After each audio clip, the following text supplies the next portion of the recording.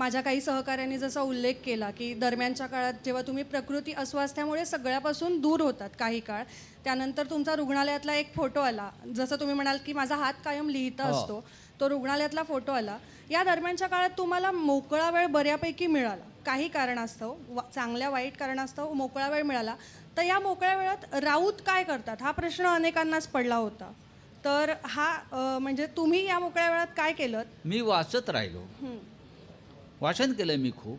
मला ते वाचन करणंही शक्य होत नव्हतं. इतकी कॅन्सरसारखा जेव्हा आजार होतो एखाद्याला आणि ती जी उपचार आहेत ते आजारापेक्षा भयंकर असतात.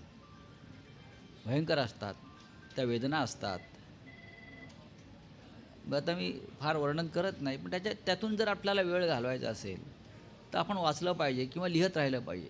आता माझा संपूर्ण हात तेव्हा इंजेक्शन समूक तरी पण लिखाणामध्ये माझा वेळ जायचा. मी अग्रलेख रोज लिहित होतो त्याही काळात इस्पितळातून, इतर लिखाण करत होतो. ते होत असतं ना. आता मधल्या काळामध्ये माझं हृदयाचं एक ऑपरेशन झाली 2 वेळा, तेव्हाही मी काम करत होतो. आपण आपला धर्म सोडायचा नाही. शेवटपर्यंत लिहित राहा. मी पत्रकार आहे, मी संपादक आहे ना. मग मी शेवटच्या क्षणापर्यंत मी लिहिणार, बोलणार, वाचणार. हे माझं काम आहे.